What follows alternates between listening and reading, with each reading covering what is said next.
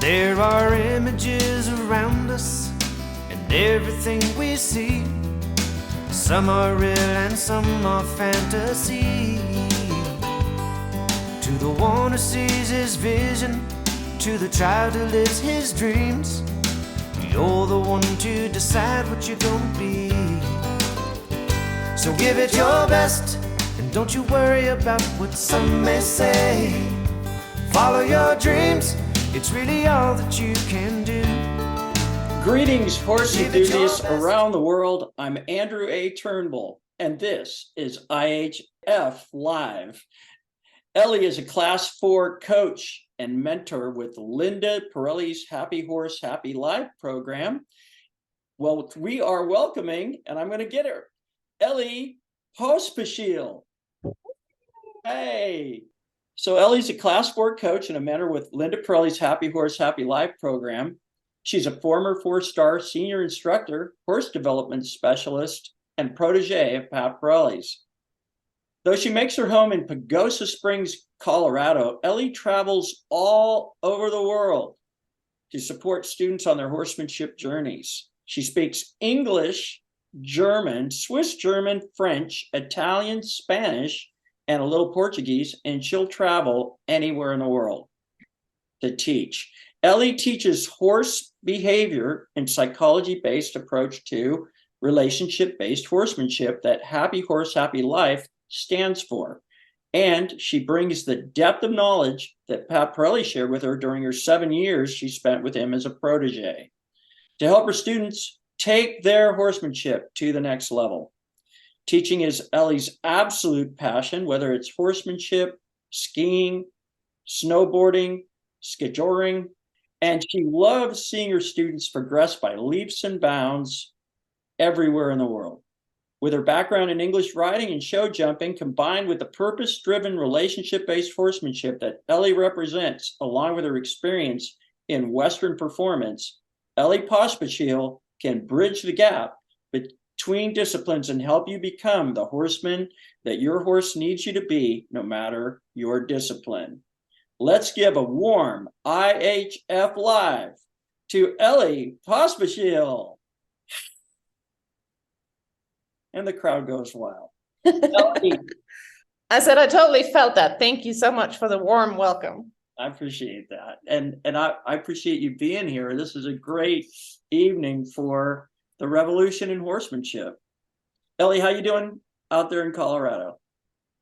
Doing just fine. We don't have any snow on the ground yet, or anywhere really on those mountains. It's still pretty bare. We do have 2 wildfires going, but still blue skies, about mid-60s. Oh, that's nice. Right now, I think that's supposed to change though over the weekend, so we shall see. Yeah, Jonathan Fields sent pictures from up in the Alberta, and I think he's going across Canada, and it's already going up there. So we're fortunate here in the U.S. so far, or not, depending on your perspective, right? Exactly. It all depends. It all depends. That's right. You love the snow. I understand that you're ready to share some video and photos with us. Am I right? Yes, I would love to. Saw you walking by today with the sunset in your eyes. I couldn't find the strength to say what was running through my mind. You couldn't help but notice me staring with that awkward smile from the other side of Thompson Street. I felt love for a little while, 'cause you looked beautiful in the sunset glow, in that sunset glow. You looked more beautiful than anyone I know, than anyone I know.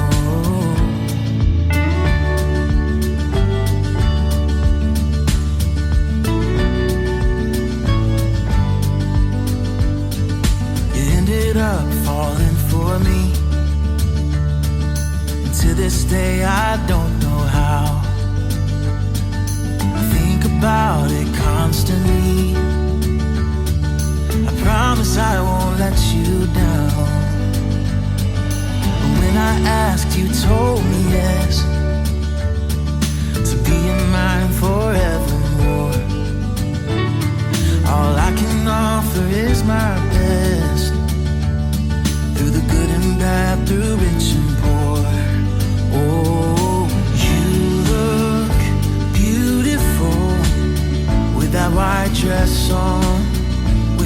white dress on.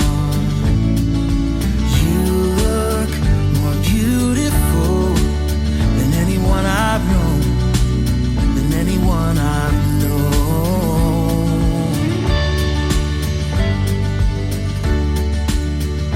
You look beautiful.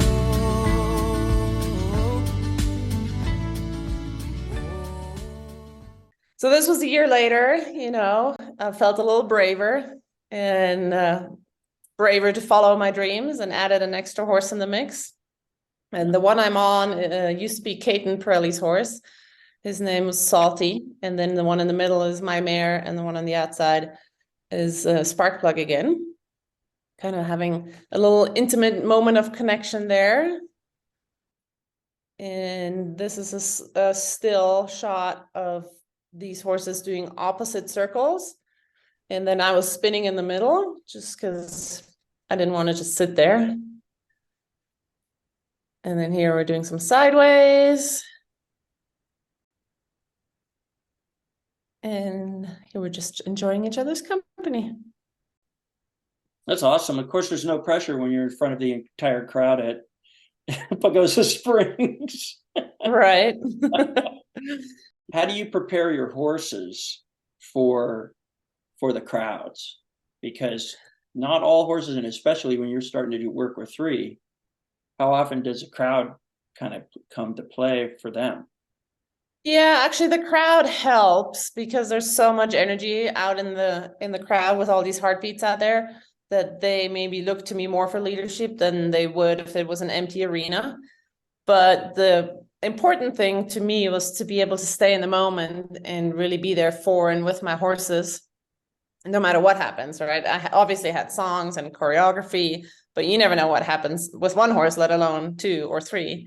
So just kind of going with the flow, having an open mind and an open heart about what's about to happen or not happen, takes a lot of self-discipline, because obviously, I want to make these horses look good. I want to put on a show for the crowd, and I want to be able to feel good about it. So putting all that aside and not sacrificing my principles, that's a good test for your emotional fitness.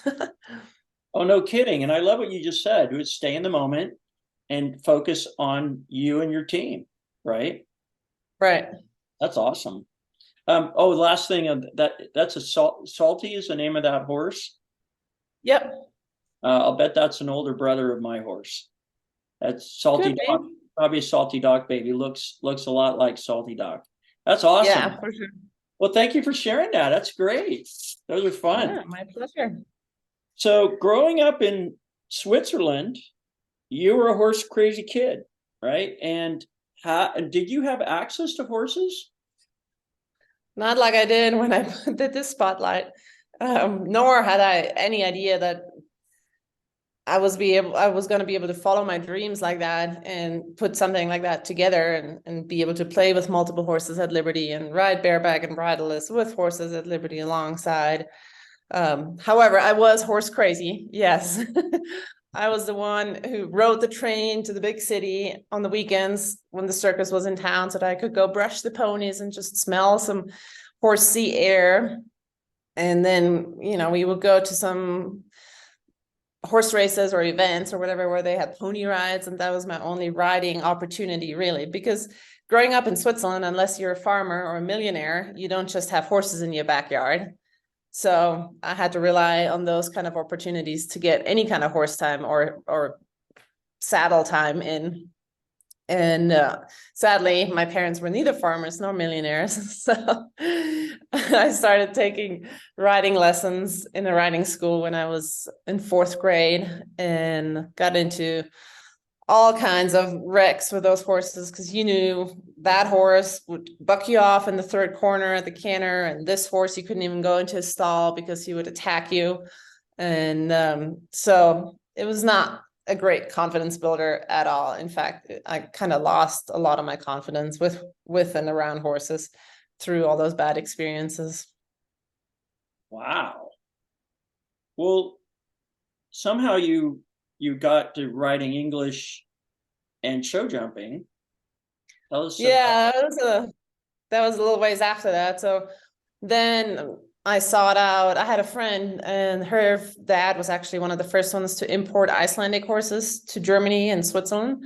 So I got to ride Icelandic horses with her and then sought out Icelandic horses as lease horses after that, because not only are they cute and fluffy and come in all kinds of colors, but you're also close to the ground when you're on them.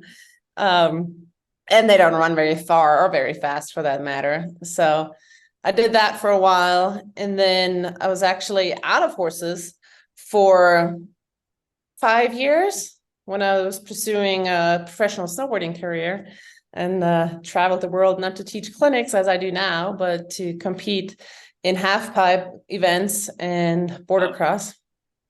That's cool. I didn't realize you were an international competitor and you said you were doing half pipe snowboarding. Yeah. Wow. Yeah, got to meet Sean White back over in Japan, 20 some years ago. And I do have quite a competitive nature, and I do still snowboard a lot. And I do still compete on a snowboard. And I have another video, if you don't mind me sharing that. Oh, that's good. That's awesome. Of what I do now, a sport, a endeavor that combines my passion for horses and snowboarding alike. Let's see if I can make this one work. I think we say it different. I said skijoring and you called it, how did you pronounce it? Skijoring. Skijoring. But I think both versions are totally acceptable.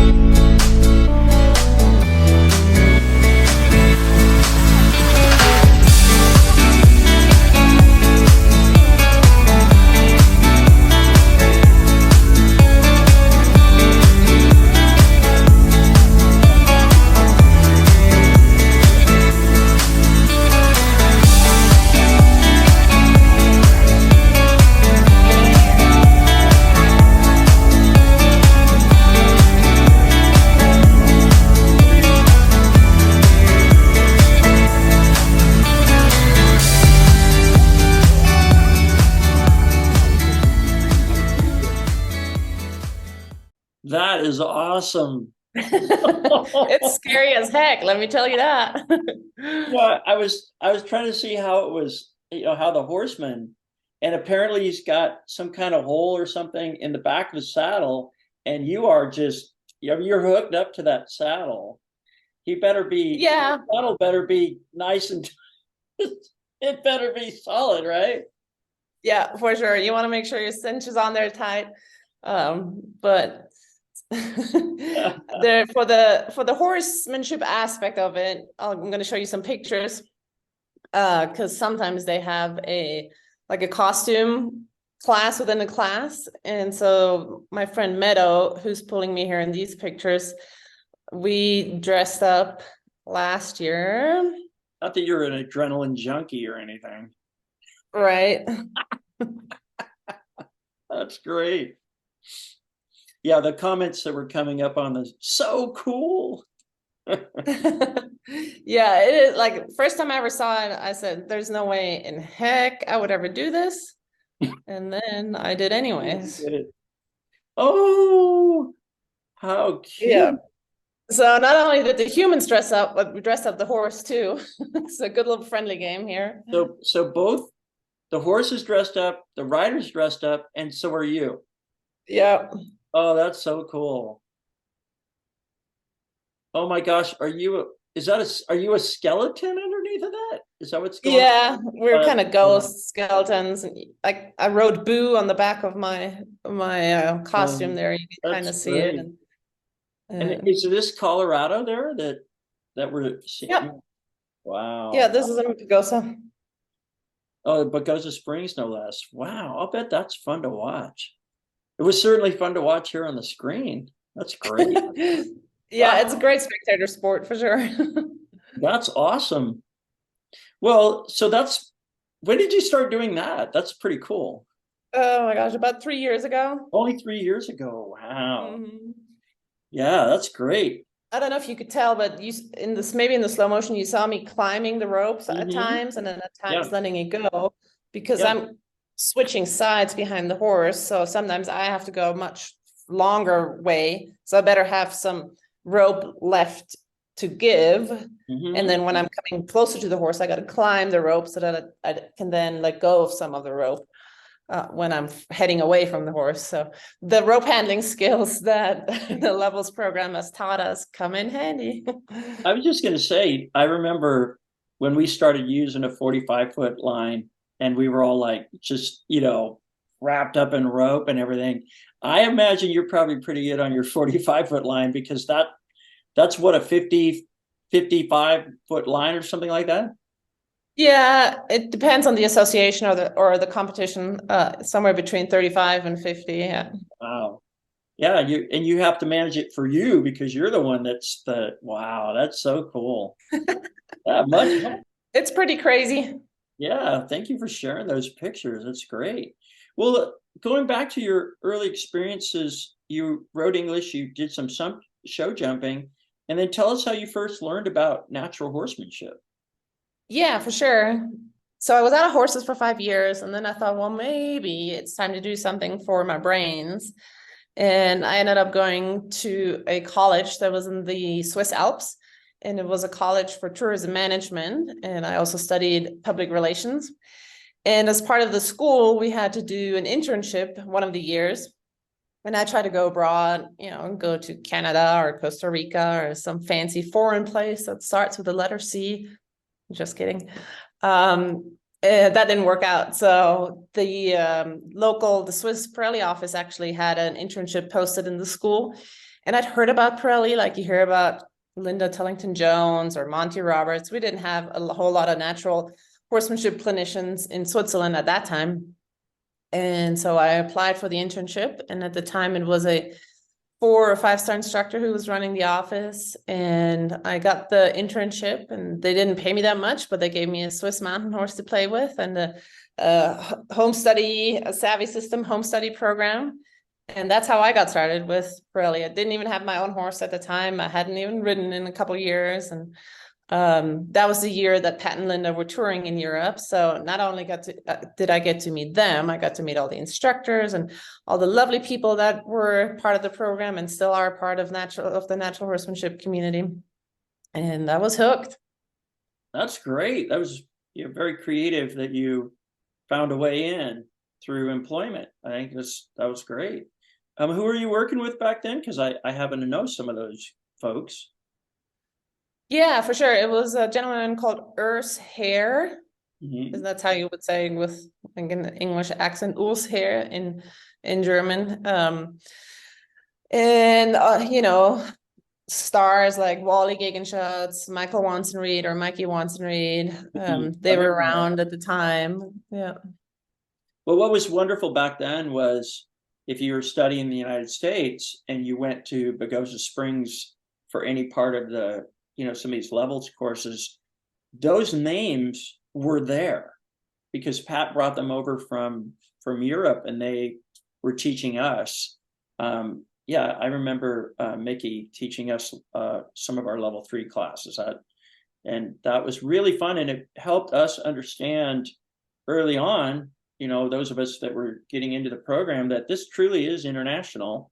And we were hearing lots of different dialects and languages at Pagosa Springs. And I know that that's part of the reason why we even have an International Horsemanship Foundation today, because we met people from all over the world, and then we started to make friends from all over the world.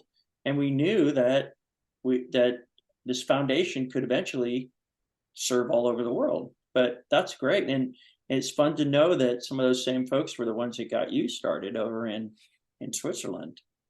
Well, you gave Pat Parelli credit for turning you into a cowgirl. Tell us about that transformation and your success in the cutting pen. Yes, I'd like to roll time back a little bit more. And so I did eventually get my own horse at the age of 23 or something like that, a Swiss warm blood mare, because growing up in Europe, I mostly rode English. The Western scene is fairly small over there. There's some reining going on in Germany, Italy, Eastern Europe, France to some extent. They do some cow working, but not so much in Switzerland, mostly because of animal rights and the limitations that come with it. Like, for example, it's illegal to do any kind of roping other than breakaway roping. So there's just no cowboy culture really over there. But we make good cheese and chocolate, let me tell you that. So I got this mare kind of through Mikey and a gentleman that he was working with that bred her. And I first leased her and then ended up obviously buying her.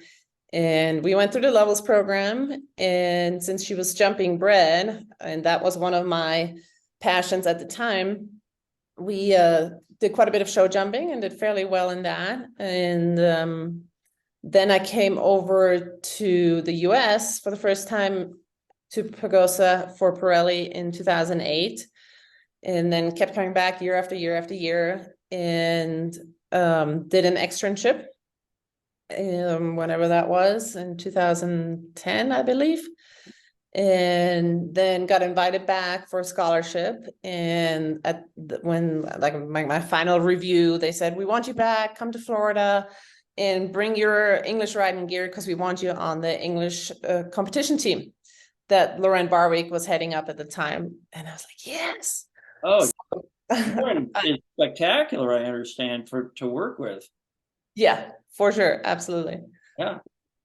And so flow, but you got to be, you took your English stuff with you. You went there, you got associated with Lauren. Yep. And I sought out, a warm blood type horse as a lease horse so that I could be part of the competition team, knowing that most of the lease horses on the Parelli range were not so much jumpers. And so I ended up with a American warm blood that was part thoroughbred, part draft horse.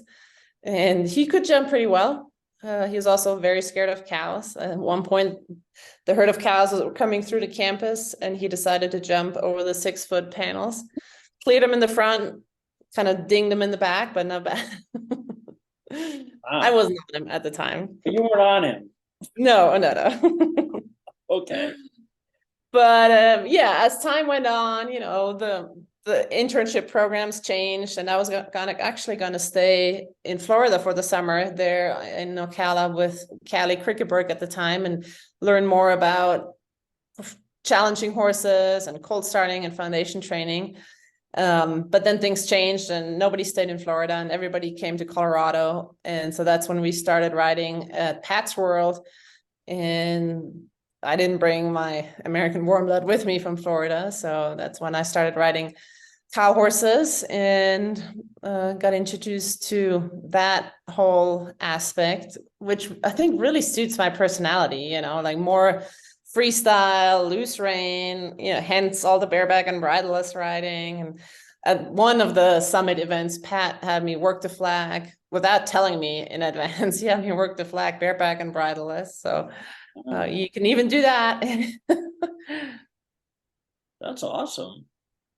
Yeah, and then one of those years, Pat didn't have a whole lot of events on his schedule, so he was like, Ellie, let's go to as many cuttings as we can and try to qualify for the world finals, because that's how it works. If you want to qualify for the world finals in the NCHA and the National Cutting Horse Association, you got to accumulate as much prize money as you can to end up in the top 15, because only the top 15 of each division get invited to the world finals, which are at the end of the year in Fort Worth, Texas. And so we did. I think we went to about 35 weekend shows, which were anywhere from 2 days to 4 days long, all over the country. Oh my gosh, 35? Wow. Yeah. And yeah, so I did end up qualifying in my division and got to show Sparkplug, who you saw in the videos and pictures, the little itty bitty bay horse at the world finals, ended up 6th in my division. And I do have some pictures of that too, if you don't mind. Oh, I love it. Why don't you bring those up? Because one of the things that I remember Pat was talking about at the time was he wanted to do more performance, but he wanted to hold on to the principles. Do not give up the principles while you go into competition and performance. And then it was, how far can we go using the principles, and can we win? Right. Well, you got 6, so obviously you made it. Another person that does this a lot while you're getting your picture up is Jenny Trainer. She's in the walking horse world. She goes to Tennessee and talks. She's been on the live show, and she tells us about holding on to her principles. And she said, I'm going to win the horse's heart. That's more important than any medal. And it's a principle we'll talk about in a couple of minutes, because I do want to talk about competition in a little bit. But if you're ready, show us your photos. I'm ready. It says my screen sharing is paused. I'm not sure why. Oh, resume share. Oh, yeah, you're actually on. So just go ahead and, yeah. Can you see that? We just see all of them. Oh. Yeah. You're showing us all of them, but. Can you see this one? Well, I see your, it's your file system rather than the pictures. That's interesting. So you just may have to reshare and pick the pictures. Yeah, it's just showing. Oh, let's see if that works. How's that? No. No, so yeah, see if you just get rid of the screen share. And hopefully you don't lose those again. And then when you go to the screen share this time, pick the one that shows you the pictures, and hopefully that'll come up for us.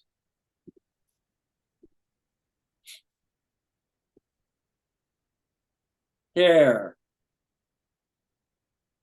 Still good? Yeah, there you go. Okay. Perfect. So yeah, here's, like you said, Pat turned me into a cowgirl. So that's kind of a picture that represents that for me. And Pagosa, with Pagosa Peak and the hot air balloon in the background, and the cows, and oh, look, you right, left, and center. There's a balloon in there. You there see is. That's so cool. Yeah, awesome. And then here we are working cows and trying to figure out this complicated application of the horsemanship principles. And you can see how loose my reins are, right? Because my hand is on the horse's neck. So that's what is the fascinating part about me. The fascinating part about cutting for me is because A, there's so many heartbeats involved, but B, also then you turn over the responsibility to the horse, because every time you pick up those reins and you try to rein your horse, that's a 1-point penalty.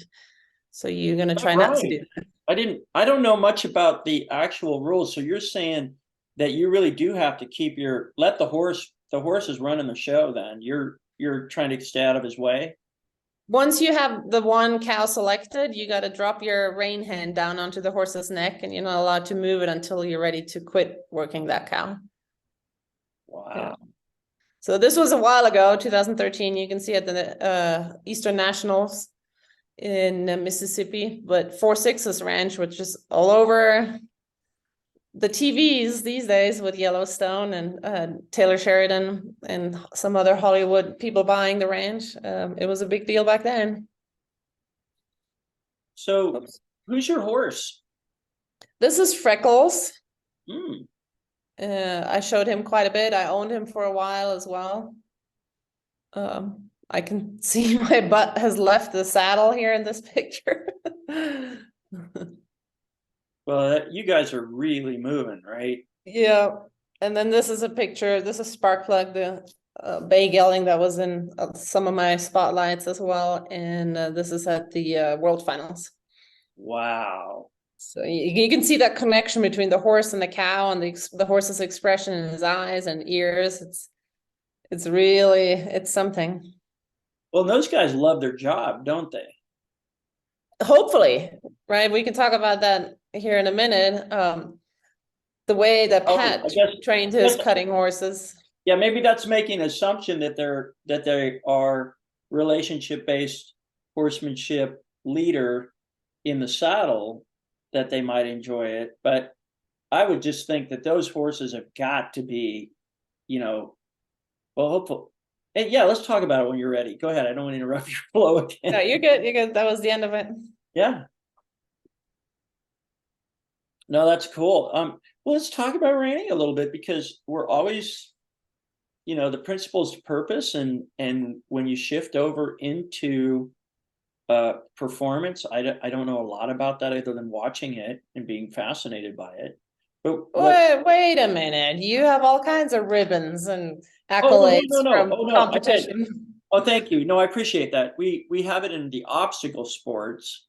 You have them in this, which is I'm talking about that's pretty traditional. I mean, the obstacle sports are less traditional because, people are, we're looking for ways to test our relationship in that out in ours. But you were playing in the cowboy world. Yeah. And you're telling me that, I mean, I made it an assumption, and you said, hold off on that, which was that the horses were happy in their job. Maybe you could talk about that. Yeah, sure. Pat would have the saying that goes like, and he would be asking the horse, are you a cow horse for this particular sport?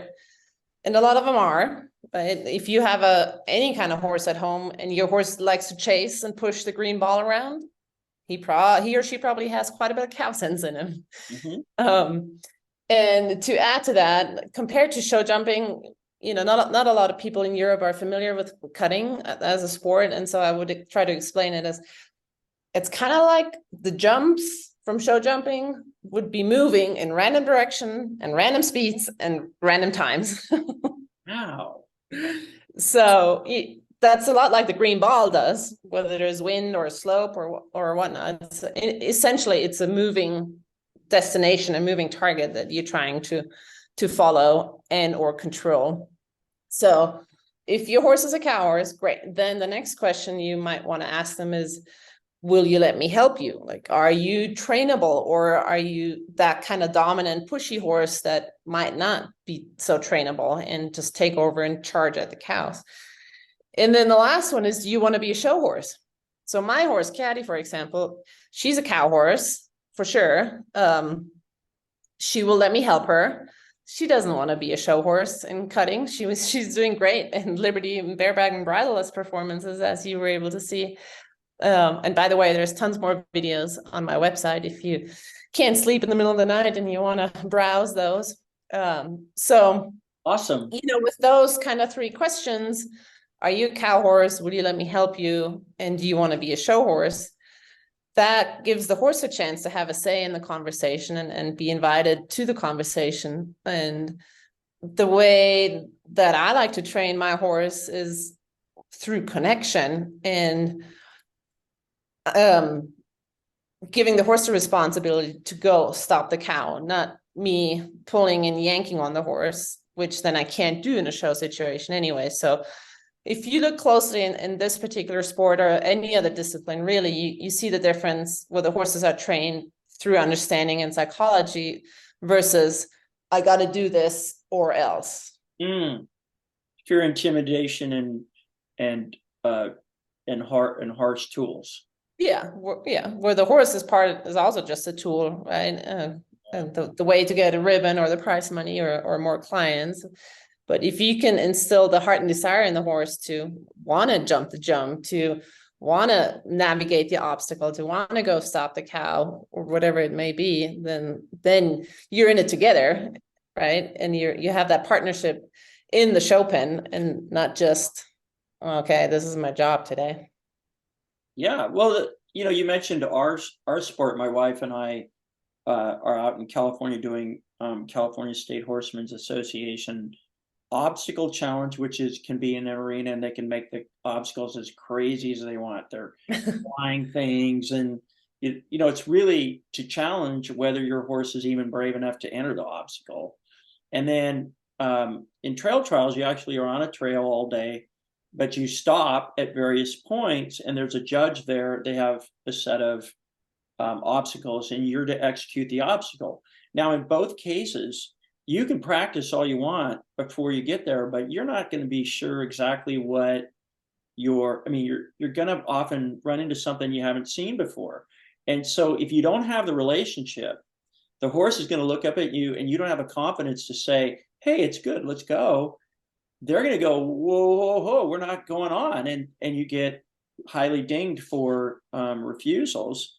And then you and I were talking the other day, my wife just won the state championship in both of those sports in the intermediate division. And I got to give credit to relationship-based horsemanship, because she'd been studying Parelli. She'd been studying with Bowman. I took third on my horse. However, I remembered even before I started, I went, nope, I'm going to channel my Elli Pospischil, and I'm going to channel my Pat Parelli. I'm going to channel my Jenny trainer, and I'm going to go for winning his heart. And we had the best time at the state championships. And Sonny's 27. We're going to go back next year, hopefully at 28. Yeah, no, That's thank you. awesome. But we had a discussion the other day, and then it led to, I want to share this with a group, because I think the group might be interested in this. I had just got back from the Liberty Festival, and the Liberty Festival is in Kentucky. It was at the Kentucky Horse Park, and I was representing the International Horsemanship Foundation there. Well, the entire event is all about liberty, but it's liberty in competition. Now, they allow the beginners get to have online, because they do want to have an entry level, but most of it is what happens when you take off all the ropes and all the, what do you get? The truth, right? And some of these horses were coming into the Alltech Arena with 5,000 seats. They weren't all full, but some of them were going, or hearing, Endo, the blind horse, happened to be there, and he's a spectacular blind horse who is being, they play with him at Liberty there. And he was getting the willies because the way that the sound was in that big giant arena was bothering him. So even his Oregon-based Morgan, who trains him, said that she needed to go back and practice in the arena. But the point that we got into was what happens when us humans start to be competing, even whether it's Liberty or trail trials, obstacle challenge, and the more traditional sport like cutting, horse racing, reining, any of these other sports that we'd like to bring relationship-based horsemanship into. But back to the point, you were very concerned that it would cause people to throw their principles out the window. Can you talk about that? Yeah. Sadly, oftentimes as humans have an agenda, and it's funny, I just used this phrase when we were just doing some filming this afternoon for my online course, for my virtual course, and whether that's an agenda that we had come to the barn with, right? We have an hour and we got to do this, do that, accomplish that. Then it makes it hard to take the time and really be there in the moment. Same thing, like I mentioned earlier with my Liberty performances, it's hard to be there in the moment, not think about the audience, the judges, the cameras, the choreography that's now not going to work out because we're late with the music and whatnot. But aside from that, then like when there is a judge involved or a ribbon to be won or bigger, greater things, you know, sometimes we get a little bit direct line and forget about our principles that should be so deep ingrained in us. There they go, out the window. So to really be able to, like you said, or Jenny said, win your horse is hard and be that reliable partner for him or her, no matter what the circumstances are, no matter whether there's a judge or not. That's something I respect strongly, and that's something I strive to do. Am I perfect? No, by no means. But am I aiming for progress? Yeah, for sure. So not after perfection. You know, if things go wrong, then so be it. It makes you look more human. So sadly, in the professional world, you know, there's a lot of pressure from horse owners or sponsors or from within the person itself, and sometimes we succumb to that, and then we sacrifice our principles for the purpose at hand. However, I mean, competition is a good healthy thing, right? The theme of this chat tonight, fireside chat or cocktail hour, whatever it may be, I have water in my glass, but is to follow your dreams. So if competition is your dream, go for it. If liberty is your dream, if just being confident, handling your horse is your dream, or getting on your horse and trail riding is your dream. By the way, trail riding is just like any of these disciplines we've talked about, whether there are obstacles involved or not. Like it takes a lot to have a good trail horse and be successful at trail riding. But no matter what your dream is, I'd like to really inspire and encourage and motivate you to go after it.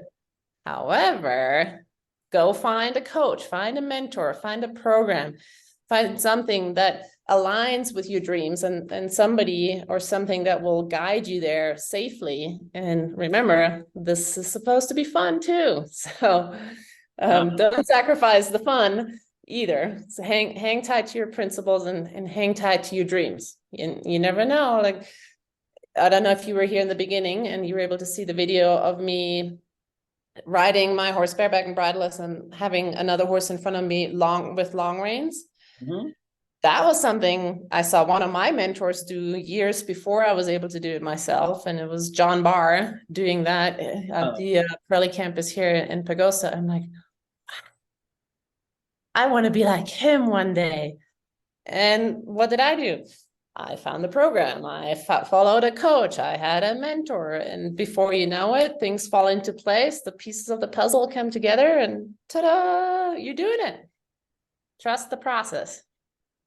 So that's awesome. Well, you covered really well. And I know it's hard to cover 7 years of your time focused, you know, with Pat and following when Pat and Linda were together and everything. But what drew you to move from being a Parelli professional to joining Linda Parelli and her Happy Horse, Happy Life Professionals program? Exactly the same thing, following my dreams and chasing after never-ending self-improvement. My goal, you know, I'm decent at a lot of things. I'm not super great at any given thing, I don't think. So along with that, my goal is to be a well-rounded horseman and be able to talk to people who ride English and be able to talk to recreational riders and be able to talk to people in the Western world and liberty and cows. I wouldn't be able to talk to people in the driving world because that's not really part of my dream. But being well-rounded and, you know, learning from different mentors, that was my goal and my main motivation to follow Linda with Happy Horse, Happy Life. And the fact that she has a lot of good things to offer, a lot of great things to offer. And by the way, I get like a free free, constant, always open phone line to Linda Parelli, which is awesome. Oh yeah, you got I don't the know what to you do. got Help the me. we call it the bat phone. Those of us that grew up in America with Batman, you have the bat phone to Linda. That's awesome.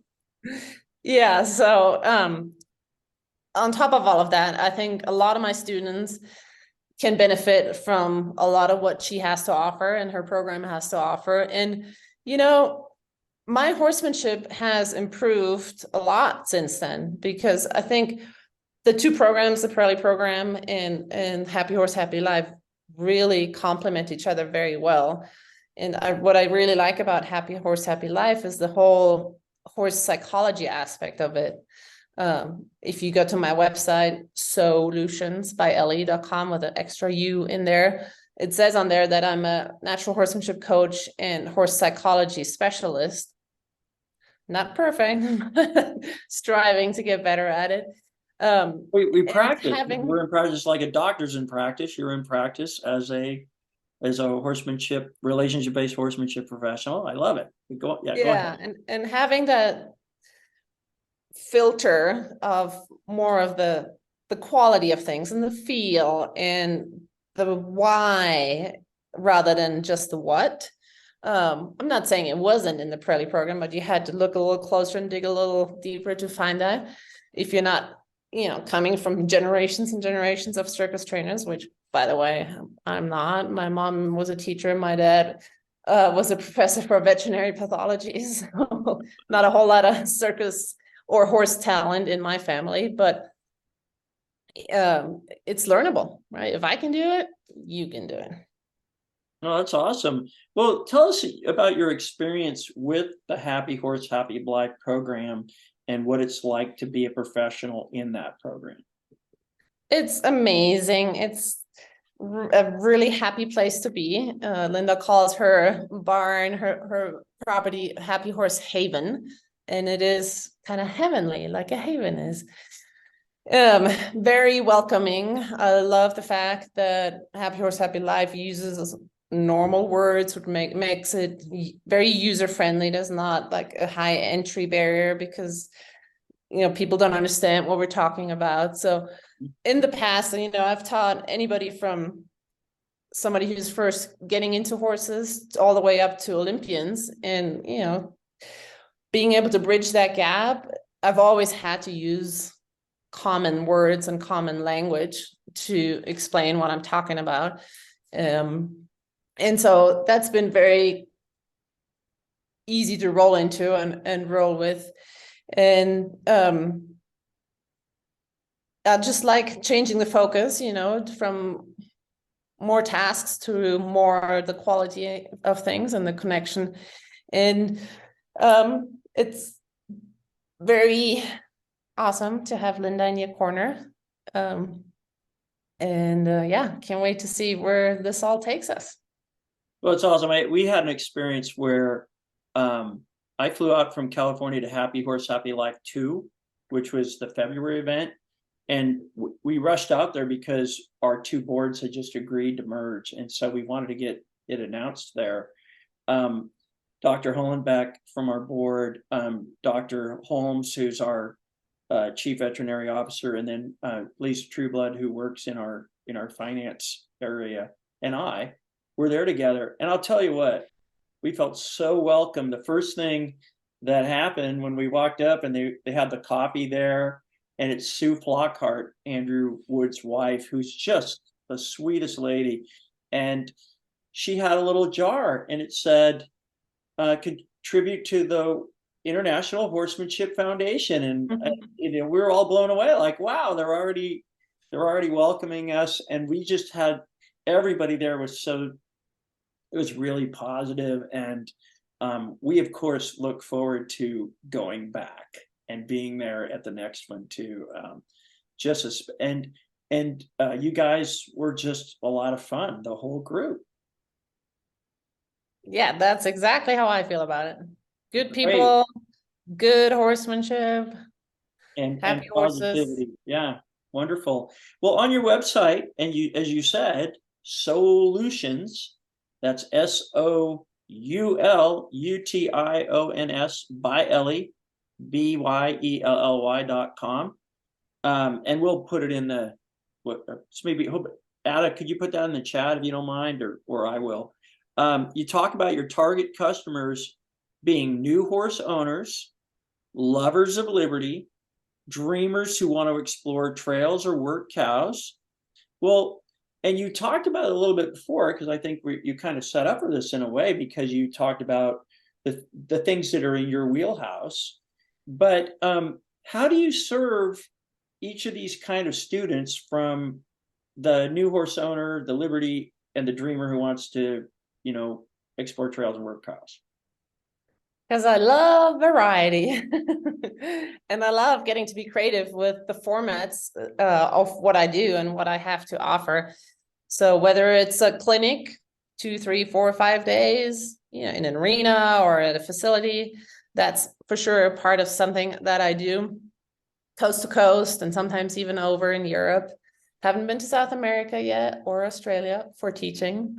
And then I also do premier private coachings, either at my barn or yours.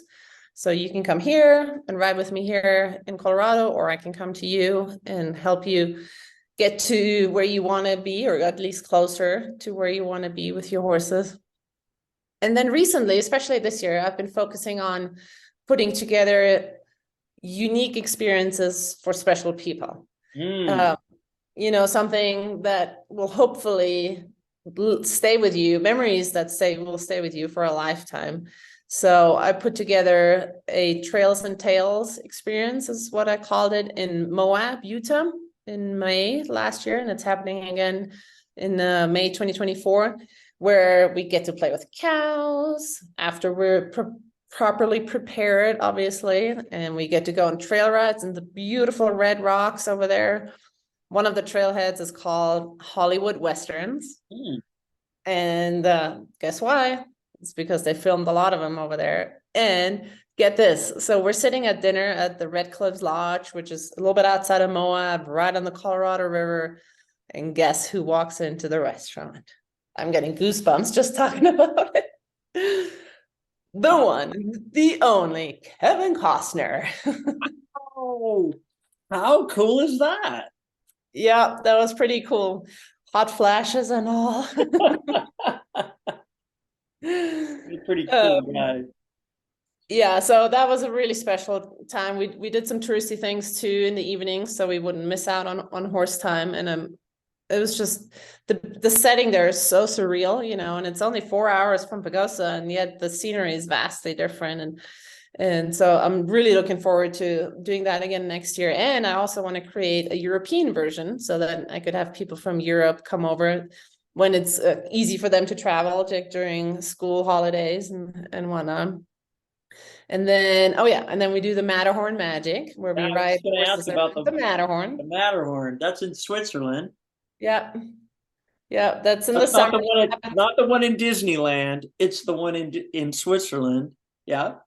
Yeah, correct. It's the one in Switzerland. It's the real deal, the Toblerone Mountain, and you don't have to bring your own horse. We will have a lease horse for you, and that's just spectacular. I mean, that's a bucket list trip for sure. And everybody that's been lucky enough to go on it with me, I don't know if anybody's on the call here that has been over there with me. It doesn't look like it, but if you haven't already, let me know if you want to go. And then I had the opportunity, it was a very special opportunity for me to teach a clinic, the Colorado Cow Camp, with Lester Buckley, which I'm sure a lot of you, especially if you've been to Light Hands horsemanship gatherings in the past, are familiar with. That's kind of what I was talking about, is about being a well-rounded horseman. That's Lester Buckley, right? He knows the English side, he knows the Western side, he knows the relationship-based horsemanship side. And getting to teach with him around or about cow working, that was really something special. And come to find out, I think he's my teaching soulmate. We were able to finish each other's sentences, and we said the same things and similar but slightly different words, and it was just, everything gelled so nicely. It was really, really special. And so then Next year, I'm planning to do a retreat style experience in Iceland. Back to the Icelandic horses. And as well, a cattle drive here in Colorado. So, Wow. that's how I try to cater to everything, everybody that likes to hang out with, fun people. And then I also train horses occasionally. I've had a couple colts in for training for colt starting from all over the country, a couple from Virginia. I started one this summer that was here locally. And that's something that keeps me in check and make sure I put the relationship first and start this horse out on the right hoof, so to speak. Mm-hmm. And then I'm in the process of finishing up a virtual course so that you can get some of me no matter where you live. Oh, that's awesome. Yeah, we at the IHF are really looking forward to supporting that because Ada caused Farah to learn how to do it, and now Farah even is a big proponent of it. She's doing it too. I'm glad you're doing it because that's going to help a lot of people have access to you. That's great. So Liberty, I want to talk about Liberty for a minute. Tell me about how you get people started at Liberty, because, and here's why I ask. I just represented at the LTEC, and I met all kinds of people there. And one of the most common things is people that were very excited about Liberty, but they weren't sure about how to make the jump. And so maybe you could summarize how you help them. Yeah, would you like to sign up for my virtual course? What? Hey, I'm in. Let's go. Yeah, that's what it's going to be about. The working title is really? Harmony. I didn't, that was not a setup question. Wonderful. Yeah, it worked out great. The working title is Harmony with Horses. And so, again, because I do not come from a long line of circus trainers that is naturally talented to handle 17 horses at Liberty, hashtag Lorenzo the Flying Horseman. I'd like to start things while I still have a rope attached to my horse and teach the horse that way, build connection that way. And then once things are getting solid, then maybe test things without a lead rope and a halter attached to my horse in a small space. So that's where round pens come in really handy. And yeah, so a lot of the preparation is going to be pretty boring, like watching paint dry, because we don't want to get into a situation where the horse learns things that they don't need to know, right? That they can, get away too far for too long and be wronger for longer, those kind of things. So setting the horse up for success so that they can say, oh yeah, I can do that. I'll stay with you and I'll walk around here with you and maybe do a figure eight or a circle or some sideways or whatever it might be. I mean, Liberty, I'm sure you saw that in Kentucky, you can take it to very, very advanced levels. So if that's your specialization, if that's your dream, I'm your gal. That's awesome. No, and it's great, very timely because, Liberty is becoming, now that it's a sport and there's a whole international organization, it's the International Liberty Horse Association. And I was shaking hands with I posed with their CEO and said, hey, we're gonna stay connected because our Venn diagrams intersect. And we're very excited about that relationship. And we're excited that you're one of the people we can send people to help make that transition. Yeah, Liberty for sure is one of my passions. And again, it's just so much more than riding. There is so much more than riding to horses. And I know there's people out there who wouldn't agree with that and think, oh, just get on the horse already. But I'm just as happy being with my horses on the ground and playing at Liberty or playing on longer ropes or whatever it may be. It doesn't have to always involve riding. And sometimes we can't ride or we don't want to ride. We choose not to ride because it's not safe, or we don't feel good up there, or we can't because of whatever physical limitations or the horse's physical limitation. So there's still a lot of dreams to be followed out there. Well, in fact, you made me think that once again, I'm coming from the recreational rider. I never made a dime teaching, and this guy Sonny that I'm pointing to in the back, well, he had to have a surgery where they had to sequester him up above his coffin bone, and they had to go right on through. And thank God it all went well, but he was off for a year. I mean, I couldn't ride him for 1 year.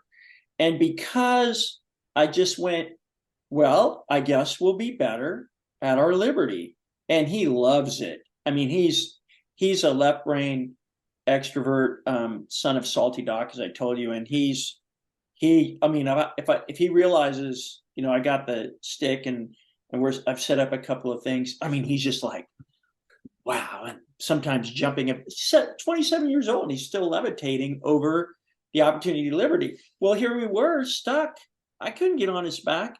And you know what happened was at the end of that year, I got back on him, and it was like, I didn't even remember a transition back to what we had to do for riding. I mean, the relationship was intact.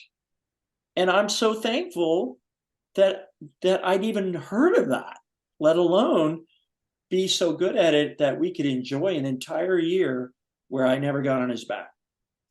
Aww. It was phenomenal. Yeah. That's awesome. The Liberty got really good. Yeah. No, I'm excited that you're focused on Liberty. It's great. And out here in the West, we're going to be doing some more Liberty things with David Lichman. Ashley Bradspees, who's on our board out here in San Jose, is a huge Liberty fan. I'm a huge Liberty fan. And so we're going to make some time to get Liberty going. David Lichman shows it at Horse Expo. And, oh, you know what? Horse Expo is asking for who wants to, who do we want to have? I'm going to go write a recommendation. I want you to come to Horse Expo. I think it'd be a blast. It's next June. But we'll see. We'll see if we can work it out to get you to be one of the presenters there. It'd be great. Yeah, that would be neat. I used to live in California for a little bit. And that's right. Rancho Marietta. You've already been there. Yeah. Yeah. I got to spend quite a bit of time with David and help him with some of his performances not at the Horse Expo, but at the State Fair, I believe. Yeah. Yeah. That's Cal Expo, which is where it used to be before they moved it over to Marietta. But yeah, David goes both places. Yeah. And I love what you said about Liberty and how you were able to see the silver lining and not being able to ride your horse and get your relationship with your horse to an even higher level. I had no idea that Liberty was accessible for normal human beings. I didn't know. All I ever saw was circus. And then, I found the Parelli program and followed the steps, and next thing you know, you're doing it. I mean, you're doing it when you're catching your horse, if you're able to catch him in the pasture. But to take it to different levels, no matter what your aspirations are, I mean, that's a beautiful, beautiful thing to have in your life. It's just so rewarding. It really is. You're so spot on. I mean, that gets me the goosebumps thinking about playing with Sonny at Liberty. And then there's a gentleman named Ben Atkinson who came out to Liberty Festival, and he's famous in the UK. In fact, let's talk about this for a minute, because I went to him and I met him, and he's going to join us on a future IHF Live. And Ben said, I asked him, I said, where do you, who are your inspirations? And the first name was this guy Pignon. I don't remember his first name. And I said, oh, David Lichman followed him, and he was with Cavalia. We saw him out in San Francisco. And then what Ben explained to me was that Europe is way, way ahead of the United States in Liberty, and that there's all kinds of people. It's been practiced for a long time. And that coming, in the United States, it's really, we're just touching the surface compared to what they're doing over there. And he said he said, I'm one of the learners over there, and he's becoming famous in America for what he's capable of doing. And he said, no other, he says it's over in Europe. And so it's a smaller world than it was. We're the International Horsemanship Foundation. And to the extent that we can go find the best and the brightest and we can all learn together, let's do it. And now, did you have any experience with Liberty in Europe, or has that just been through the Parelli and Linda Parelli? Mostly through the Parelli program. Another big name, I mentioned him briefly earlier, was Lorenzo, the Flying Frenchman. If you can't sleep at night, go look him up. He plays with I've seen him play with up to 16, 17, 18 horses at Liberty at the same time. And he's doing Roman riding, and he's doing it on the beach and out in the Camargue in southern France and whatnot. And the power of his neutral is mind-boggling. Like, he's there in the moment for each and every one of all those horses. Something doesn't go to plan, he goes and fixes it, gets reconnected, gets back on the horses that he stands on for the Roman riding, and continues on. So along with Jean-François and Frédéric Pignon, he's another really good one that I could recommend watching or getting some inspiration from. Yeah, for sure. Well, we have a couple here. One of them's named David Lichman, who you said you hung out with, one of my closest friends. The other one is at the absolute opposite end and across the border. Her name's Ada Dragici, and of course she's on the call. It's so much fun to watch what she does with 3 horses on a beach, because I think she's, Ada, if you want to come on and tell us, I think, do you even have anything but the beach to play with? Because it seems like you're always at Liberty and you're always out having fun. Let's see if she'll unmute. Shoulder of the road, there's a little strip of gravel on the shoulder of the road, and that's the other place there's some footing. Okay, well, we love watching you, and she did. Well, you know what? I'm going to probably add it into the video just so people know what I'm talking about. That when she's playing, it's so much fun, and you even referenced it when we were on the pre-call, and we were talking about Liberty in competition, and you said, "Yeah, but look what Ada's doing. It's incredible," and she's just having fun, and she's not worried about whether there's a camera. She's not worried about. She's just in the moment with her horses, and so. Ada, you too, and it's wow. Wonderful. Thank you. Absolutely, and Liberty. What's the term that Shondell put on the back of your shirt? Liberty is a lifestyle. Liberty is a lifestyle, and I'm talking about Shondell Mann, who's actually designing our new logo for the International Horsemanship Foundation. She's an artist out here in California. It's amazing, and she's actually taking up Liberty. But she designed a shirt for David, and Ada wears it, and I see Shondell wearing it. It says "Liberty is a lifestyle," and how about that? I mean, who would have thunk when we went into this program that we would be living a lifestyle of liberty? I love it for sure. And yeah, when we first talked about it earlier this week, it was along the lines of competition and what that can do to people's principles. And it is a lifestyle, but sometimes we don't know about those things, right? We lead the horses from point A to point B, do whatever we want them to do and put them up. And if you don't know better until you know better. So like, if we can share the Liberty lifestyle and approach with more horse lovers out there, which is my main motivation to do this online course, is to show people that it's out there, it's attainable even for you. That's awesome. Could you describe your coaching program? You talked about that, and what service do you provide in that coaching program?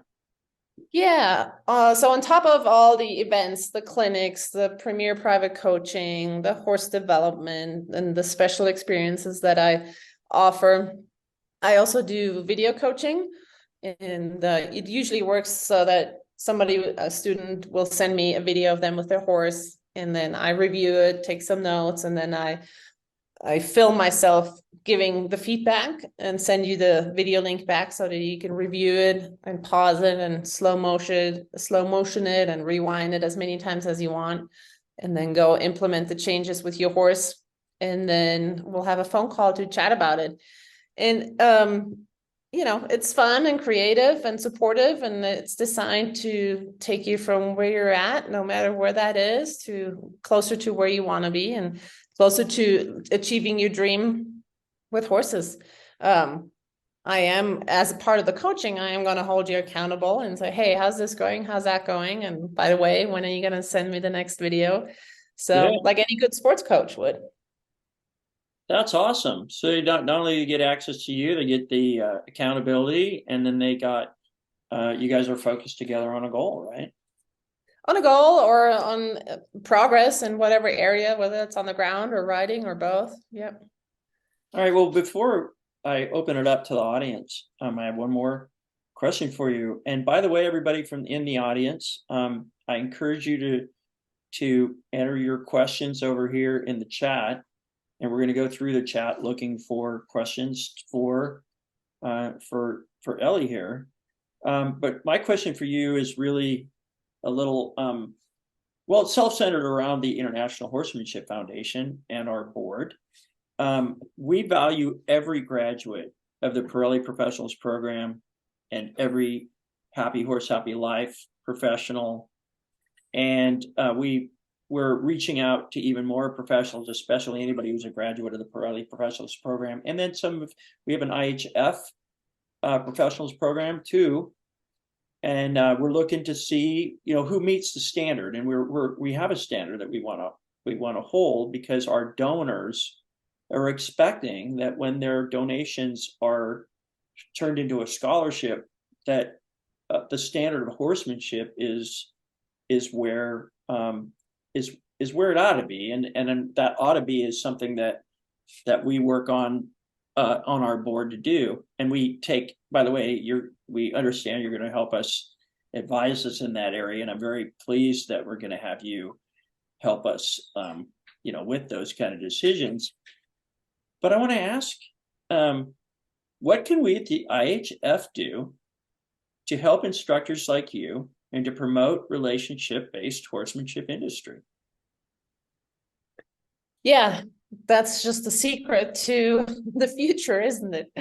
I think the IHF, the International Horsemanship Foundation, is in a optimal position to create a neutral, kind of like Switzerland, neutral platform for like-minded people.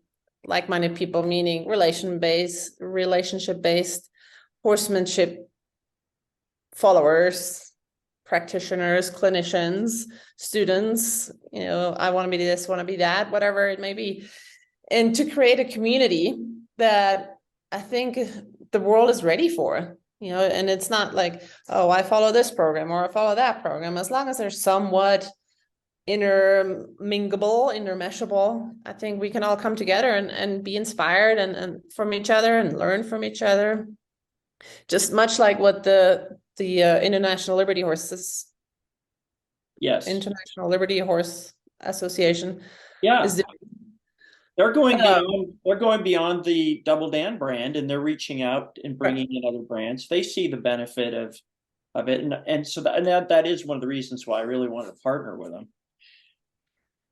Yeah, and wouldn't it be amazing that, say, Susie Q, you know, kids are off to college. She finally is living her dream. She got herself a horse. Now what?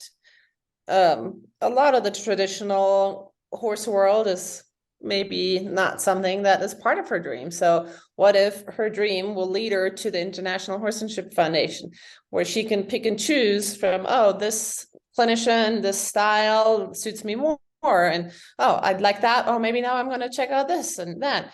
As long as the principles are all similar, no reason not to go try different things and take this online course on the International Horsemanship Associations or Foundations side, or this one or that one, or none.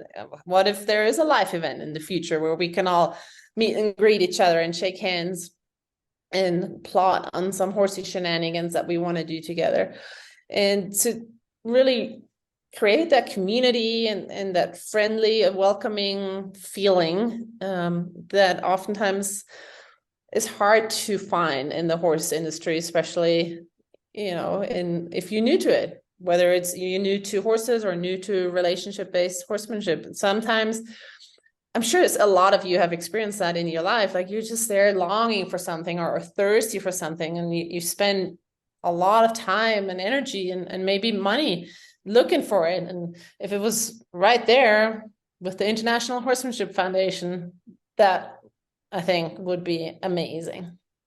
Well, thank you so much, because each time we get some feedback like that and we can create aspirations, we're not there today, but we're making progress, and we really appreciate that you've already told us you're going to partner with us along the way.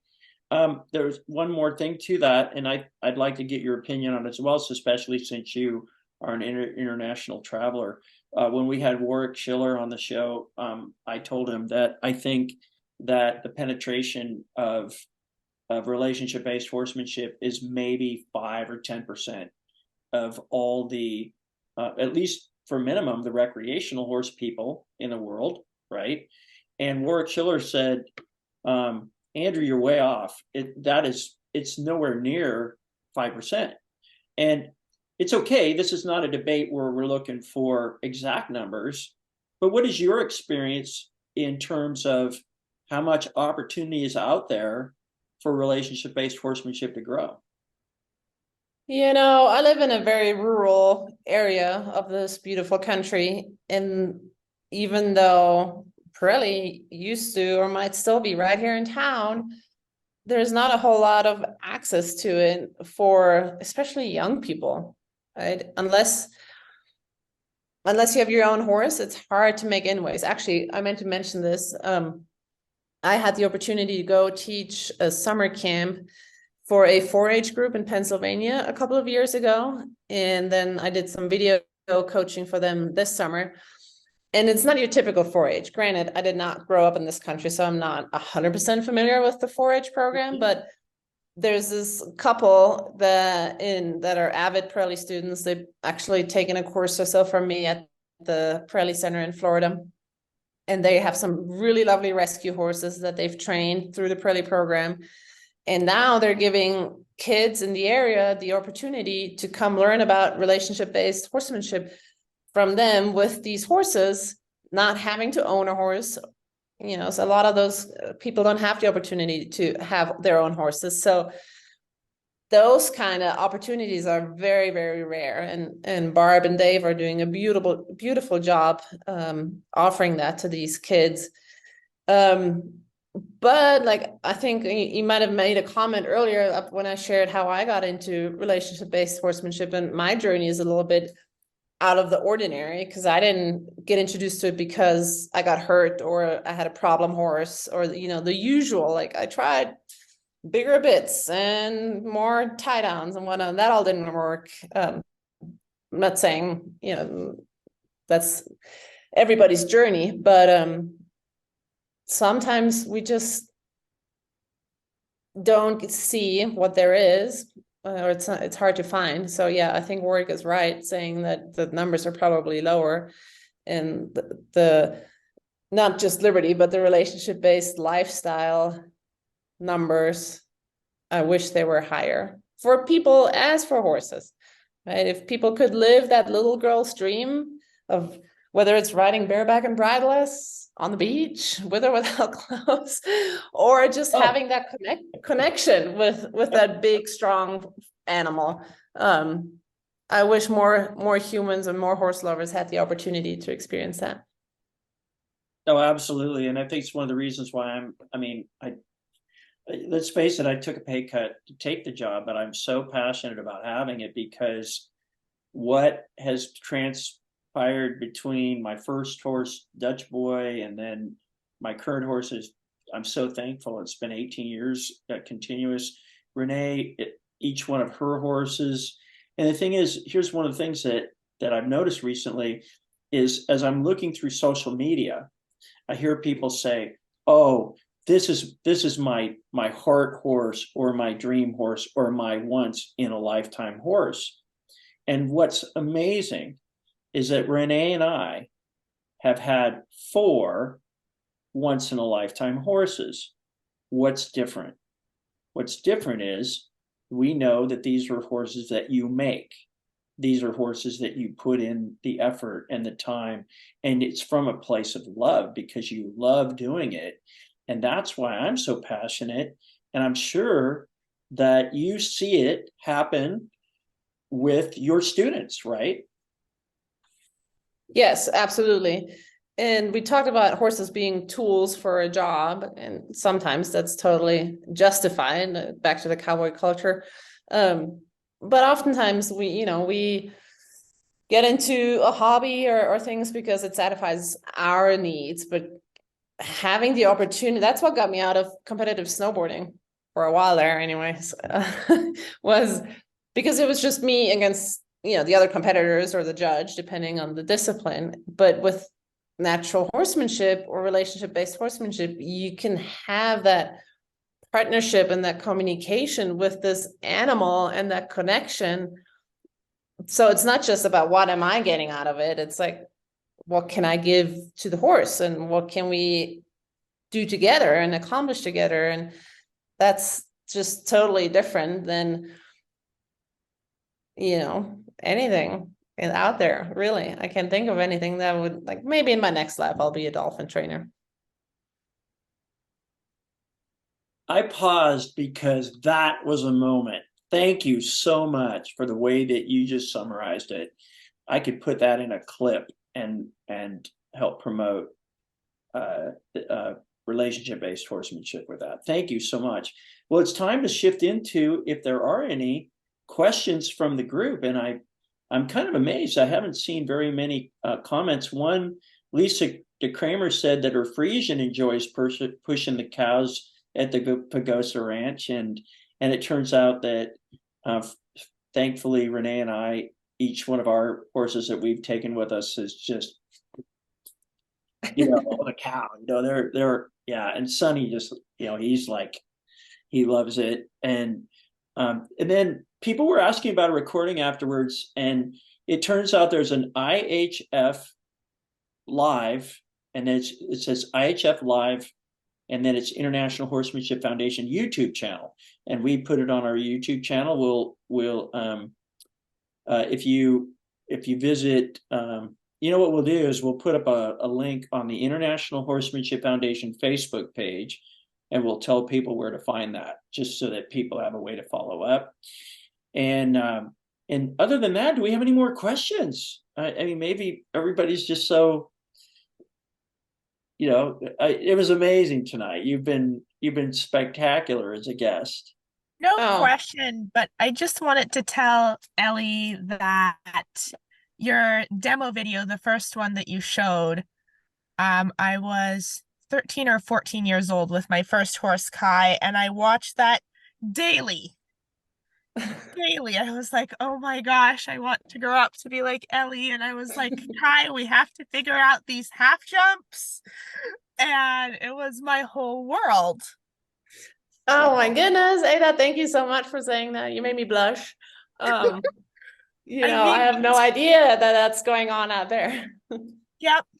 I grew up with that video. I was excited to see it on the live. I was like, there it is.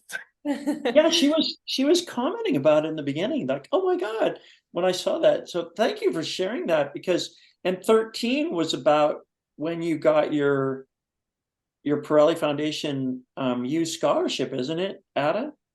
I got my horse and the scholarship, and I was watching that video. It all kind of happened really fast. Wow. Look at you. Look at what effect you have, Elli. Look at what effect you have. And by the way, you were talking about, people, we have a member of when we were going through the integration of the two boards, adding the IHA and the Parelli Foundation together, it was really interesting because Lisa Trueblood, who'd been exclusively on the Parelli side, and when she met Ada, and she said, and now she's older. I mean, Ada's 22 now. Are you 22 now, Ada? 21. 21. That's right. You made 21. I said it right. I said it back at Liberty Fest. I was talking about you, and I said 21. I was hoping I was right. Awesome. Anyway, so she's our youngest board member, and of course the crowd, the people in the audience went, wow, because And I told him we have I'm 62, and as long as I'm doing this, I'm going to need somebody that's in Gen Z to keep us straight on how to keep the youth, and we got to bring the youth into this. But one of our board members, when she found out who Ada was and started talking to her when we were getting together, and she said, "Oh my gosh, I want to be like Ada when I grow up." And the thing is, and now tonight we find out that Ada wanted to be like you. How about that? Full circle. Yeah, look at it. But that's what's wonderful about this world we're in, that's going to get bigger. And thank you, Ada, for that. That's wonderful. Yeah, thank you. I had no idea, really, and it just goes to show that I think you mentioned it in the one of the recent talks with Jenny, trainer, where you said, "Oh, so you got the wow, and then you might get the how question next." So if we could lead by example in our horse community, at our barns or at events, and get people's wow. Like I remember when I first started out with natural horsemanship in Switzerland, there was a hotel nearby where I kept my horse, and I would be out there playing with my horse on the ground or riding. And a lot of bus tourists from Japan would come spend the night at that hotel, and they would be out and about late at night and early in the mornings when I'd be playing with my horses. And they would take tons and tons of pictures, as they tend to do. And nowadays everybody does that. And it's just normal for us these days. It's so natural, it's become normal. But if we can continue to inspire each other and other people, and maybe that's one step in the right direction of creating a different horsey lifestyle out there in the big wide open world. I love it. So Lisa Roush asked a great question over here and I'm going to elaborate on it a little because it connects to my question I have. You talked about having a horse be a partner for a purpose. How do you know if the horse wants to be a show horse, as showing is typically quite stressful? My turn? Yeah, I decided to hold it there because I'll follow up with my question. Sorry. Yeah, no, it's a good contained question. Let's go with how do you know if a horse wants to be a show horse, as showing is typically quite stressful? Yeah, how do you know that? It doesn't have to be stressful, right? If that's something that's in that horse's blood, then it's not going to be stressful for them because it comes more natural to them. Public speaking, I wasn't born a public speaker, but Pat made me do the announcements at the Wednesday night barbecues often enough to where I am more comfortable these days.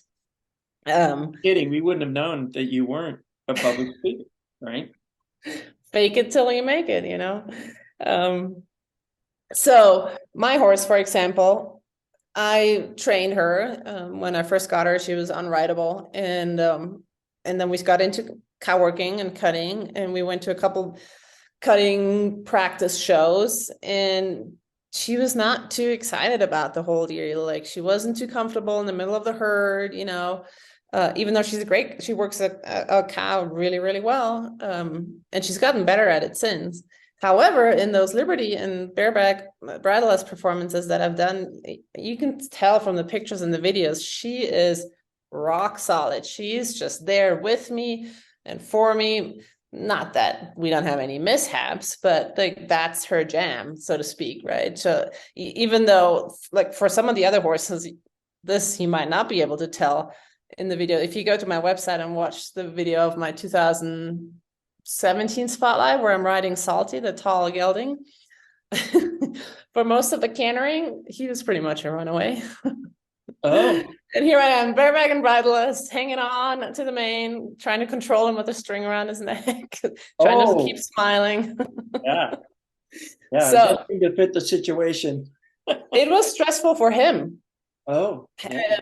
He did better in a conventional rein cow horse show pen than he did in the Liberty performance. So trying to find what your horse's natural aptitude is for things, like, do they like performing? Do they like cows? Do they like this? Do they like that? Do they like trails? Do they like arena riding?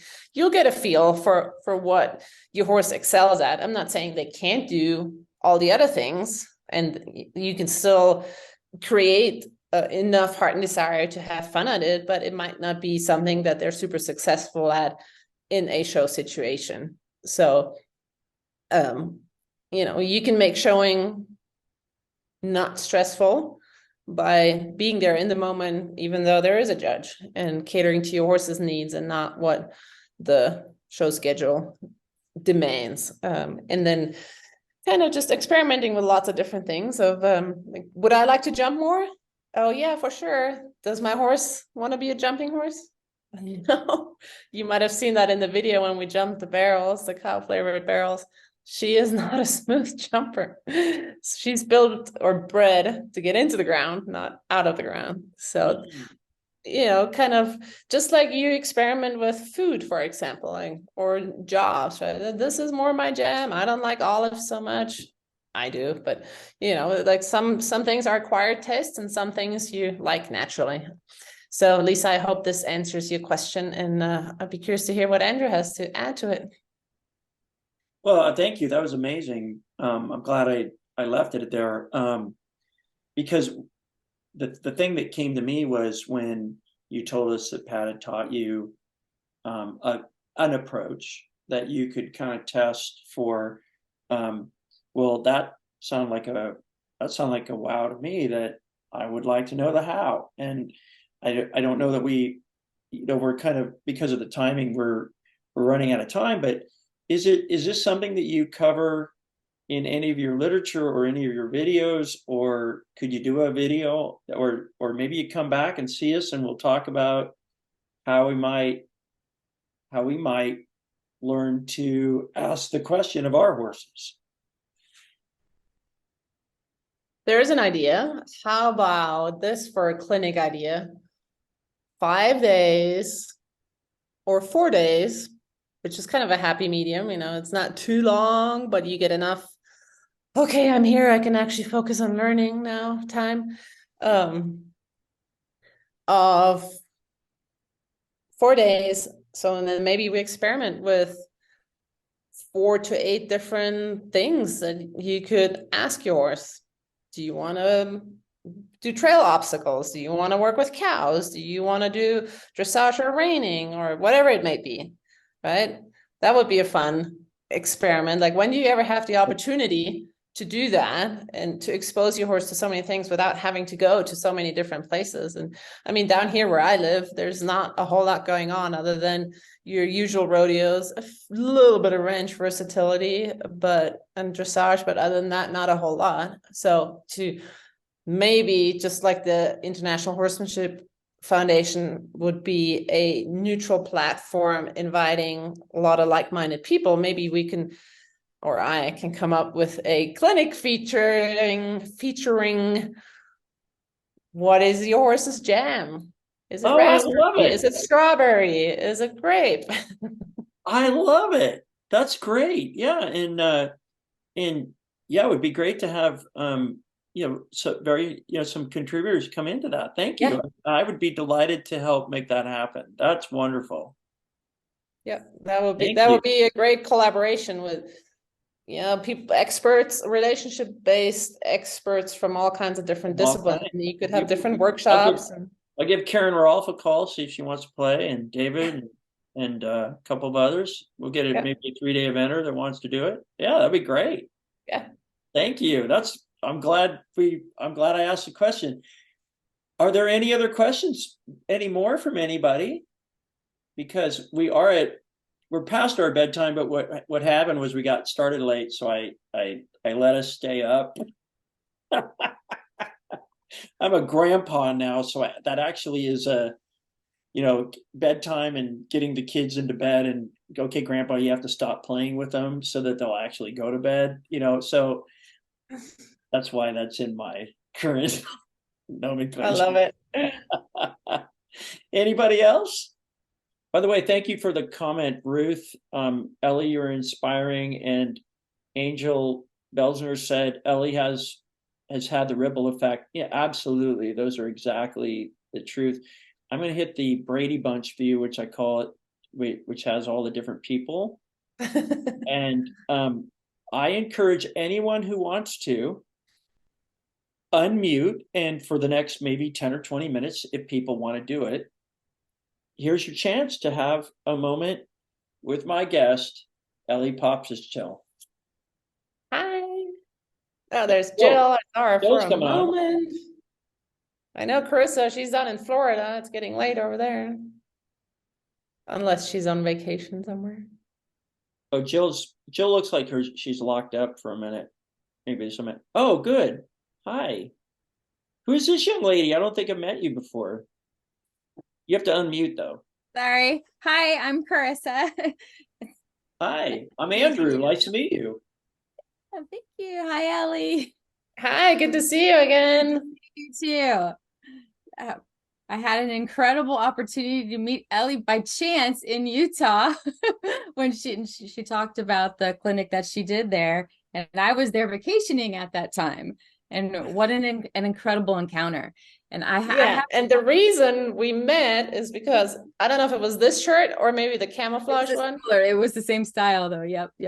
Carissa was wearing a Happy Horse, Happy Life shirt while we were all getting ready to go on this river night light show cruise on the Colorado River in Moab in Utah. And I'm like, hey, what's your connection with Linda Parelli and Happy Horse, Happy Life?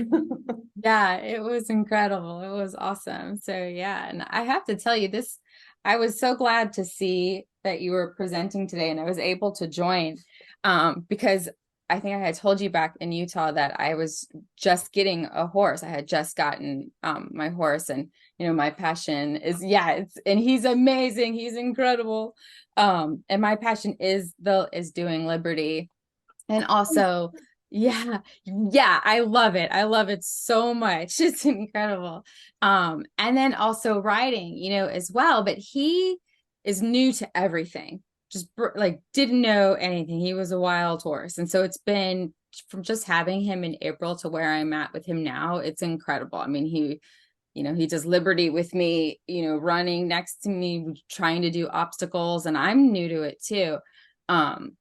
But I recently had a couple of people kind of say to me, like, why aren't you riding him yet? Or why aren't you pushing that a little bit? And, and I'm like, I just don't feel that he's there yet. Like I have the saddle on him and we're doing this type of things. But I'm like, I don't really want to push it. And they still, that's not how horses operate like that. And I'm like, no, I can feel that with him. And then just listening to your conversation today and some of the points you made, I was like, yeah, she's saying what I'm feeling, And so that's great. And good for you to sticking to your principles and listening to your heart and your gut and not letting yourself be pushed down the double black diamonds too soon. Yeah. I'm like, I don't feel like it needs to be put, like it needs to be pushed. It needs to be on our time, the connection that we have, I feel like. And so I was kind of feeling lately, am I wrong in what I'm thinking and feeling, And so I don't know, but just listening to you guys tonight was really helpful. So thank you. Yeah, you're welcome. Thank you so much. I want to add into that too, because when I saw Parelli, Linda and Pat were together back then, it was 2000, and I decided immediately, like within the first 30 seconds, I knew I was going to follow the program.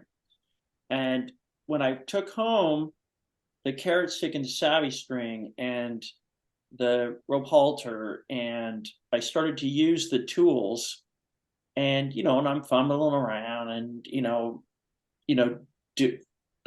messing up and stuff like that. Yeah. I got laughed at.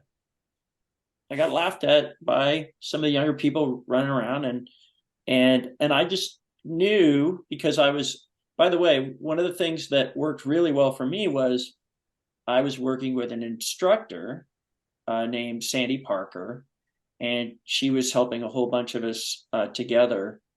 And I also got in a club. It was called Bay Area Savvy Players, and that's kind of what we're duplicating now on a much, much larger basis through the International Horsemanship Foundation, inspired by Bay Area Savvy Players and what we were doing. And the thing is I just blew it off. Now, that's not easy for everybody to do, especially if you don't have the confidence or you don't have the support network.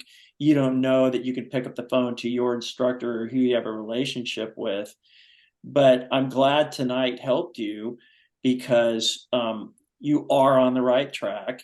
And I will tell you that it only took 6 months before I was doing things that nobody on the ranch, including the 30-year guy who was teaching me, I was doing stuff he wasn't even going to try. Wow. Right? Who was laughing now. Right, exactly. Right? However, I was also, I knew early on enough that this could be a movement, because like I was already starting to feel how powerful it was. So I didn't laugh back. I just stated an example. Now, I was nearly 40 years old when this was the time, and I was fairly, confident in where I was in my life. But I remember being laughed at and just going, really? Somebody's laughing at me for starting.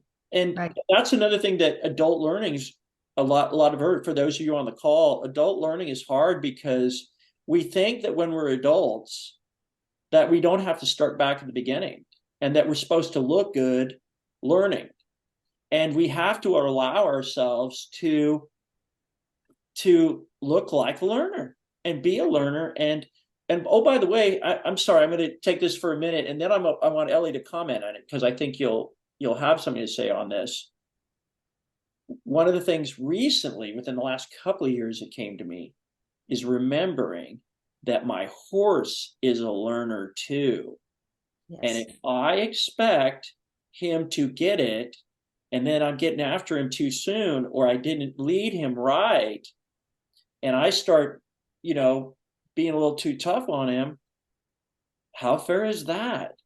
And so this really is a journey of relationship, and it is simple in concept, but there is not a lot easy about it. However, if you will follow the program, if you'll follow somebody like her, she's obviously amazing. Ada's amazing. We have a bunch of wonderful, amazing people that get drawn to an organization like this. Stick with it. And I promise you, I'm going to look, you promise, I've never met you before, but I promise you, you are on the right track. Elli, do you want to add to that? Yes, thank you.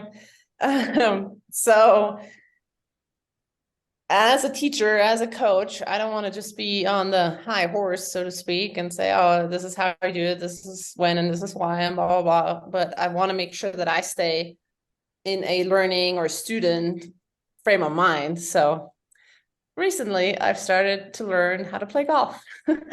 Oh, chase the white ball. Oh boy. Now there's a lot of analogies to horsemanship in that game, right? Do you play golf, anybody?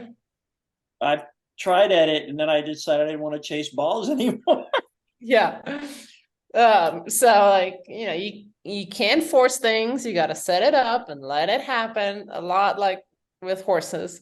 But yeah, for sure, like especially as I don't have any great ambitions for golfing, but I figured if I start now, by the time I have more time to play golf in 10, 15, 20 years, maybe I've gotten a little bit of a head start and can actually enjoy the game by then, if there's such a thing. No, I find it fascinating. But yeah, so much for adult learning, right? And putting pressure on yourself and having expectations of what that ball is supposed to do and where it's supposed to go if you're lucky enough to make contact with it. But I think it's one of the reasons why the kids learn this better, or learn most things faster. I don't want to say they learn this better, but they learn most things faster because they don't hold themselves to some silly standard that says they're already supposed to be good when they start. And so to the extent that adults can start to think like kids again and go, wow, I get to learn something really new, and I'm going to look dumb, and I'm going to make mistakes, and I'll make a mistake with my horse, but I can pick up the phone to Elli, or I can pick up the phone to whoever my instructor is, and I can get some help or follow a video or or whatever it is. That's what we want to make it. That's what we want to make available to you. And then we also want to help more people understand that when you're in doubt, I promise you, you are on the right path. Yeah, nicely said there. Yeah, and I mean, I'll, by the way, also take lessons for snowmobiling because I don't know what to do with the throttle. So, anyways, back to Carissa's comment about, you know, feeling for and with the horse, and that he's not ready to be ridden just yet.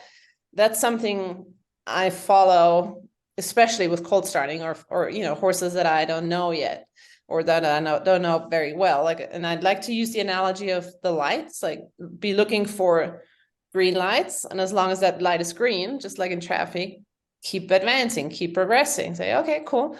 How about this? Ooh, maybe now the light is turning yellow. So maybe retreat a little bit, break things down, slow down, make it simpler and more achievable for the horse. And if the light turned red, well, then maybe you missed that little window of yellowness. And that might have been just a moment, a quarter of a second, where that light changed from green to yellow to red. So that's kind of what I go by, especially with, you know, from a horse development point of view, which it sounds like that's what you're doing with your horse, to not just push your agenda on the horse or your friends or somebody else's, but say, hey, this horse is giving me the green light for lots of fun at Liberty right now. The riding light might be in the yellow or red zone. So kudos to you for sticking to that. Thank you. Thank you. Oh, hi, Angela. Angela, how are you? I'm Andrew. You're Angela. Hi, good to meet you. Nice to meet you too. I don't have a question. I just have to say how great Elli is. Love her. So she's had Good to see your cute face. big effect on my horsemanship, that's for sure. Oh my gosh, everybody go check out Angela on Facebook, what she's doing with her horses and a half-blind horse.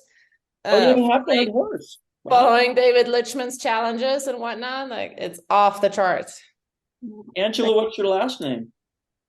My last name? Belzner. Oh, it's not that good. Okay, Belzner, Belzner. Belzner? Yeah. Belzner. Belzner. Liberty is my love. I love Liberty. Wonderful. Jill, did you have anything else? Stay on with us. You don't have to turn off. I'm happy to have everybody be part. I had to figure out how to do it. I didn't know how to. I didn't know how. You're good right there, just like you are. Be with us here. And the same thing with Jill. Jill is about to go. Oh, I don't know the horse. Who is this? This is kind of a rescue horse pony who's been here for a year, and we've been just having fun in his retirement. Yeah. So he didn't know any. We practiced David Litchman's come here, you know, head to heart. Oh. So he can be anywhere in the field, anywhere, and here he comes. So I've had a lot of fun with him, but I just want to say how much I've enjoyed listening and learning, and I learned a lot more about Elli. I've been able to go to a clinic here lately. She came over to Appalachia, and we had one a month ago, and I'm really hearing about Ada watching your video just makes me cry. I know, me too. And I wanted to, Andrew, we're getting old, but older. So Ada was 13, and I was volunteering with the Parelli Foundation and was so privileged to get to kind of help Ada and her mom coordinate some of her instruction with Farah, and it was such a privilege. I got to meet, I knew Ada from there. So it's like, I love what Elli said about a neutral platform that the IHF can provide to bring people together. And we really appreciate your insight on that, Elli. Thank you. And thank you for being with us tonight. And Andrew, great questions. Love it as usual. Thank you so much. Well, you know, it's really fun is, so I'm a vice president on the and now general manager on the International Horsemanship Foundation. But the person who's been running this show for, I guess, several months, and we've had a challenge because we're pulling two nonprofits together into one. And our president has been, before that, she was our chief veterinary officer, Dr. Jill Holmes. And that's Dr. Jill, if you have not met her. And what's really fun is I was on the phone with her the other day while I was shopping at a, for feed, and I had her on speakerphone, and you got the Southern Belle accent going, and I was talking to her, and I said, "Hey, Jill, can I talk to you in a minute?" She, "Oh yeah, Andrew, call me back." And I pushed back, and I said, and the guy goes, "That was a Southern accent." And I go, "Oh yeah. I work with her all the time. It's like as if we're 5 minutes away, but she's in North Carolina and I'm in the San Francisco Bay Area." And so one of the wonderful things that's been working on the International Horsemanship Foundation board is that we're literally everywhere in the country. We're all over the country, but we feel like we're all regular friends because we work together all the time. And Jill's become, fortunately, she got to fly out here. Ada got to fly out here. If you go to David Lichman's, he's only 45 minutes from me. Come out and see me. It's just wonderful to have friends everywhere, and even across the pond, that love this. And so introduced to those of you who didn't meet her before, that's our chief veterinary officer, Dr. Jill Holmes. She goes by Jill. Yeah, thank you. And Andrew, we better say continent because Ada will get us. I think we said country. We're all over the continent. Yeah, no, I want to say continent because the good news is Canada and US is where we're really pretty good, and we get better at it. And then we're planning to go worldwide because we know that fundamentally what we do, as long as the donors will come help us, then we can keep doing this even bigger. Yeah, and we want to thank everybody for coming and sticking with us. And Andrew and I tend to get a little long-winded, but we thank all of y'all for coming tonight, and look forward to. I want to watch it again because Elli, you said some phenomenal things. I didn't have my notepad with me, but I want to listen again. This has been spectacular.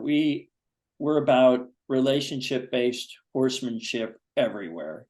And when we have somebody like you who has been almost everywhere and brings all this various, you bring a lot to the table, having with your wide variety of what you're doing. You study with Pat, you study with Linda, you're open to working with others, and especially with the IHF, where we're reaching out beyond.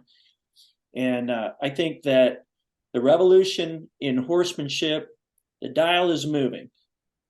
And one of the reasons the dial is moving is because of clinicians like you who have taken an interest in teaching.